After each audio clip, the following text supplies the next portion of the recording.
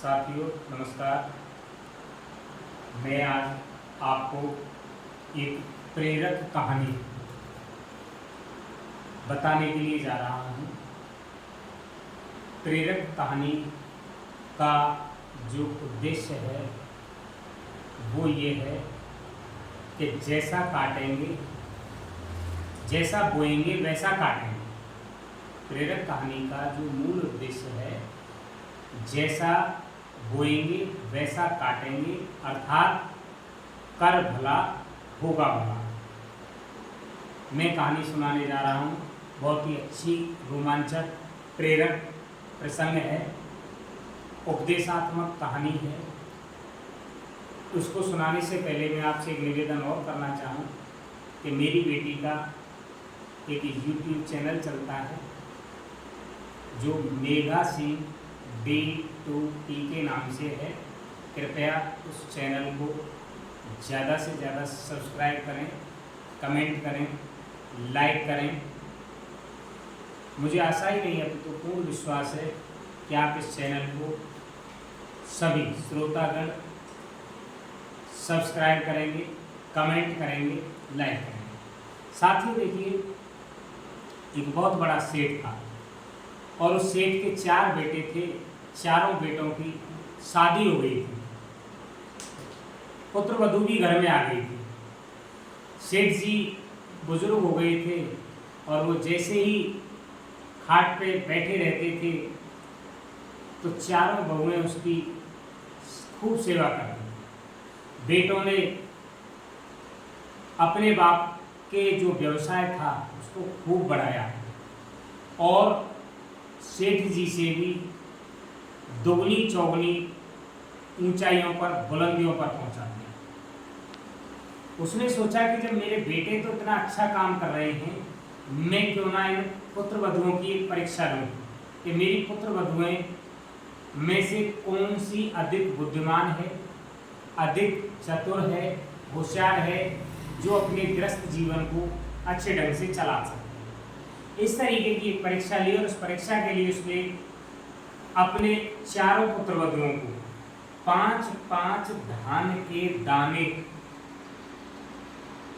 दे दिए। 5-5 धान के दानों को चारों पुत्र वधुओं ने ग्रहण कर लिया और लेकर के उनसे सेठ जी बोले कि बेटियों, मैं इनको आपसे 3 साल बाद मांगूंगा, इनको संभाल के रखना। चारों पुत्रवधुओं में से जो 1 नंबर की पुत्रवधु थी, उसने कुछ दिन तक उन धान के जो बीज थे, 5 दाने थे, उनको कुछ दिनों तक तो संभाल के रखा। उसके बाद उन्होंने 5 बीजों को डस्टबिन में अर्थात कचरे पात्र में डाल दिया। कचरे पात्र में डाल दिया और डालने के पीछे उसकी एक सोच थी, 1 नंबर की होगी, कि जब भी मुझसे ससुर जी 3 साल बाद उन 5 दानों को मांगेंगे तो मैं घर में बहुत सारी बोरियां धान की रखी हुई है, उनमें से 5 दाने निकाल के दे दूंगी। कोई बात नहीं, ससुर जी को क्या पता लगेगा। ये थी पहली बहू की बात, पुत्रवधु की बात। दूसरी पुत्रवधु ने क्या किया, उन 5 दानों को एक दिन विचार करके और ये सोच करके डाल दिया, पता नहीं ससुर जी ने क्या सोच के गाया है और वो क्या परीक्षा लेना चाह रहे हैं। तो 5 दानों को उन्होंने घर की छत पर पक्षियों के लिए डाल दिया। कोई बात नहीं, तीसरे नंबर की बहू आई, उसने कुछ दिनों तक तो उनको संभाल के रखा। उसके बाद में सोचा पता नहीं ससुर जी ने क्या परीक्षा लेना चाहते हैं।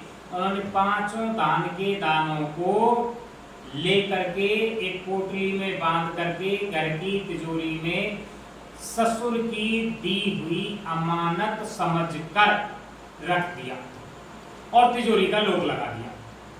जहां उस तिजोरी में जो घर की बहुमूल्य रत्न आभूषण रखे हुए थे, उस तिजोरी में 5 दानों को सजो करके अमानत समझ करके रख दिया। चौथे नंबर की बहू ने कुछ दिन तक तो उन दानों को रखा और उसके बाद उन्होंने भी क्या सोचा पता नहीं, ससुर जी ने क्या समझ करके इन दानों को दिए हैं, उसने अपना अलग दिमाग लगाया। तो उसने 5 दानों को घर के किचन गार्डन में बो दिया। 5 धान के दानों से कम 100, 150, 200 ग्राम धान बन गए। अगली फसल हुई, उन 100, 150, 200 ग्राम धान को पुनः बो दिया। उन 100, 200 ग्राम धान के जो दाने थे उनसे कम 1 क्विंटल धान बन गए।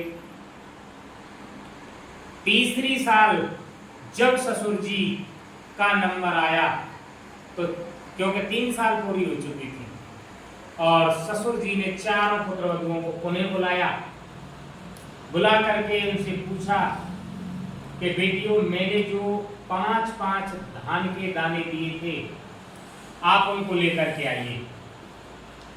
तो जैसे मैं आपको पहले ही पूर्व में बता चुका हूं कि 1 नंबर की जो बहू थी उसने उनसे कह दिया कि ससुर जी, उसने पूरी अपनी सच्चाई नहीं बताई कि मैंने डस्टबिन में डाल दिए। उन्होंने निकाल करके और उनसे कह दिया ये लो ससुर जी 5 दाने। उसने पूछा बेटी, मैंने ये दाने आपको नहीं दिए थे। तो पूरी सच्चाई बोल दी। ससुर जी आप क्या करोगे, बहुत सारी बोरियों में धान के दाने रखे हुए हैं, मैं वहीं से लेकर के आया।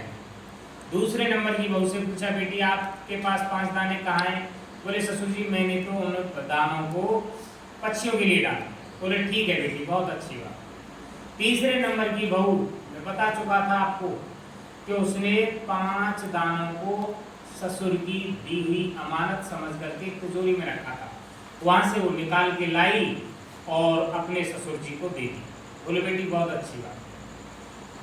चौथे नंबर की बहू जिसने वो बीज से धान बनाए 100 ग्राम से 2 बोरी धान बनाए थे, उससे पूछा गया कि आपके पास वो धान के दाने कहाँ हैं? तो उसने दोनों बोरियों की तरफ इशारा कर दिया और कह दिया ससुर जी ये 2 बोरियां हैं, ये आपके 5 दान के दाने जो हैं वो इन 2 बोरियों में तब्दील हो गई। तो मित्रों, मेरा इस कहानी से कहने का केवल एक ही उद्देश्य था कि भगवान ने 5 तत्व और 5 प्राणों का यह जीवन दान दिया है, जो उन 5 दानों का गौरव बढ़ाते हैं, वे ही भगवान के अनुग्रह को प्राप्त करते हैं। और कहा गया है कि ये जो 5 तत्व हैं जिनसे हमारा शरीर बना हुआ है, चित्त जल पावक गगन समीरा और पंच रचित अधि अदम शरीरा, इन 5 तत्वों से मिलकर के ये शरीर बना है। मित्रों याद रखना, उस चौथे नंबर की जो पुत्रवधू थी उसने 5 दानों को खूब अच्छे ढंग से अपने पास रखा और अन्न का गौरव बढ़ाया। तो भगवान ने भी उसको बड़े एक गिफ्ट के रूप में, उपहार के रूप में 5 दानों से 2 बोरी या 2 क्विंटल धान दिए। मित्रों ये कहानी, इसको ज़्यादा से ज़्यादा शेयर करें, सपोर्ट करें। चैनल का नाम मेधा सिंह D2P है। बेटी के चैनल को ज़्यादा से ज़्यादा सब्सक्राइब करें, लाइक करें, कमेंट करें, शेयर करें, सपोर्ट करें। नमस्कार।